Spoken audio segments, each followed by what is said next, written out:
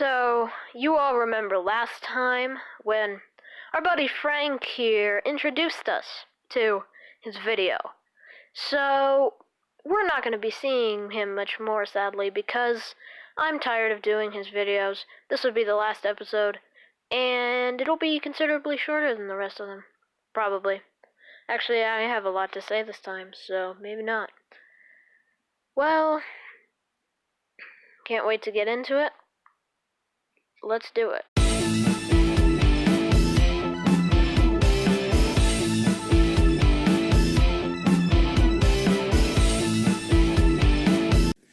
So that was my introduction. Now, let's get into the presentation in regard to, is it really possible to talk honestly and fairly about scientific evidence for creation? That is the main question this evening, ladies and gentlemen. Is it really possible that we can talk honestly and fairly about evidence for creation, scientific evidence for creation? After all, living things clearly look like they were designed, so how do evolutionists know they were not designed? Because we have this little-known thing, you may not have heard of it. It's called evidence. Evidence that the universe does not need divine intervention to occur naturally. Evidence that evolution is a fact. How do you know that life is designed? See, when you use an argument where the question can be answered and then flipped back at you, you know it's not a strong argument. So you might want to try supporting your claims a little bit better with some more substance to your arguments. An argument that can't be turned around and used against you. That's a good question. And certainly when you talk to the secular evolutionist, she or he will candidly say, yes, things look like they're designed. Well, Frank, I'm not convinced. You better show me. No, I won't. And please do not strawman the quote-unquote atheist community. Seen. Why? Because God loves us, folks.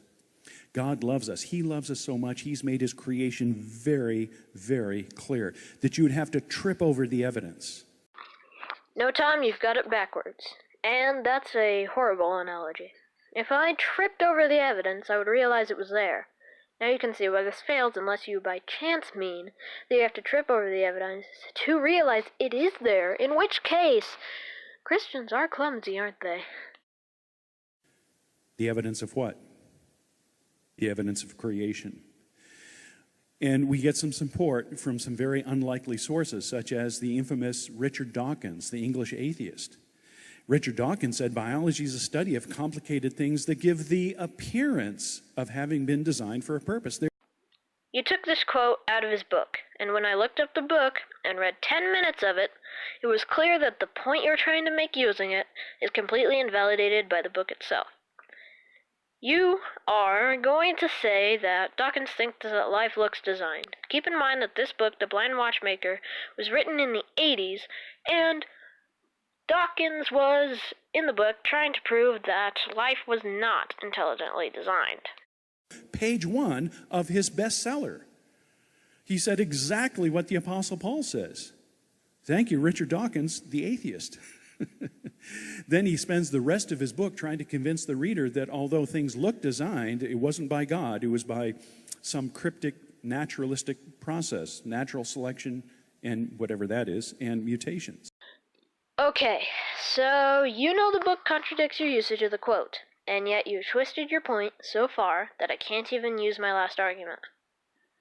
Well then, let's get technical. Natural selection doesn't really design so much as it is letting the best suited to the environment survive, and through mutations allowing them to evolve and adapt to better fit their ecosystems, not writing up blueprints for the animals.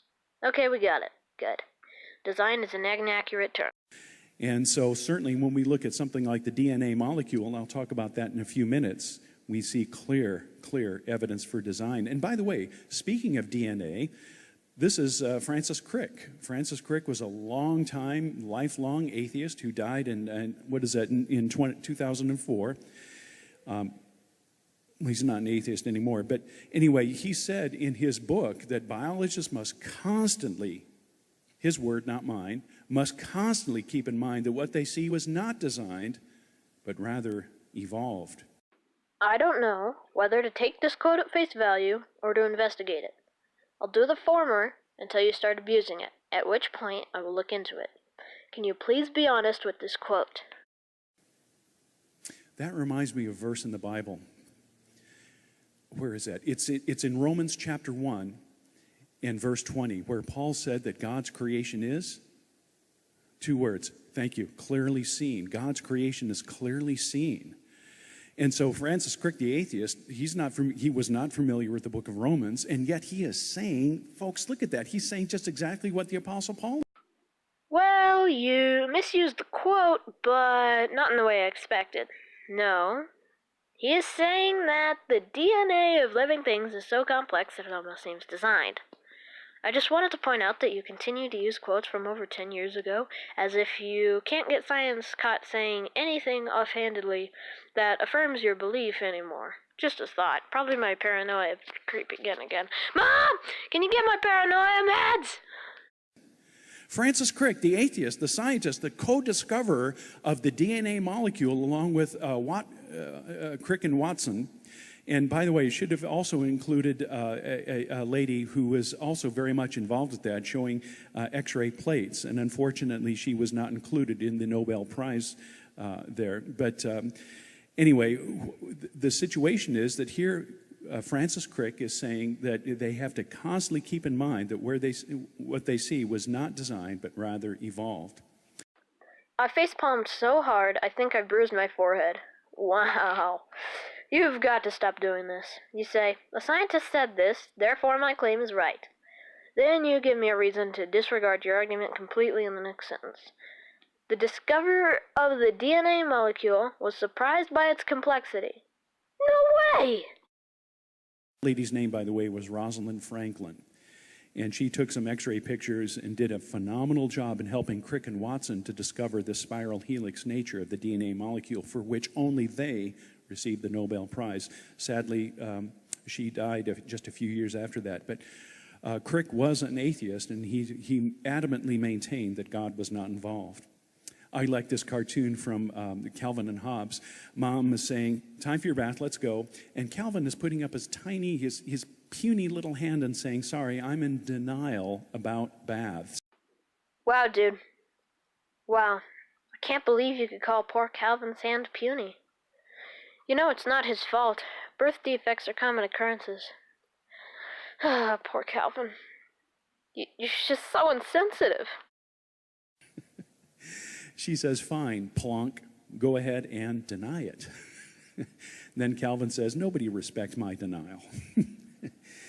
And, that's kind of what's happening in the creation-evolution controversy, because evolutionists are in denial about evidence for creation, even though the evidence is clearly seen. Where's the evidence?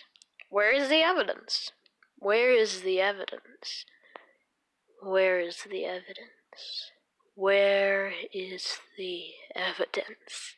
Apostle Paul says, and we see it from some unlikely atheists, such as the late Francis Crick and also Richard Dawkins.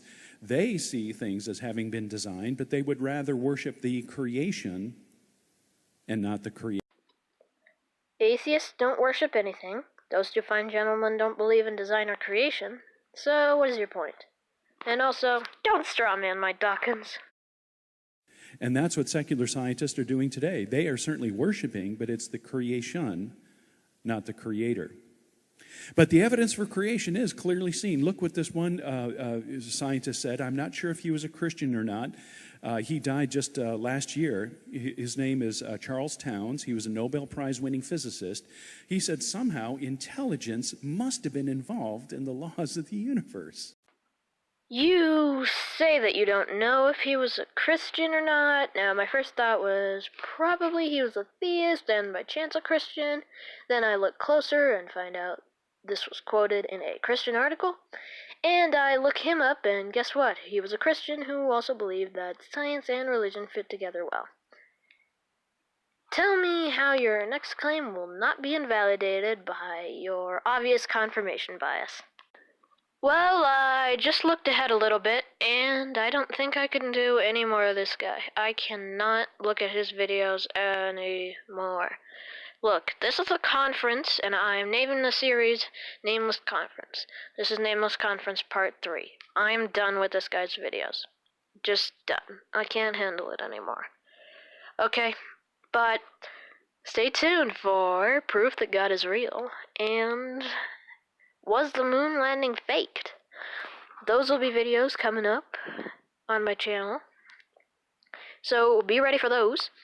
And subscribe, like, and comment. See you all later.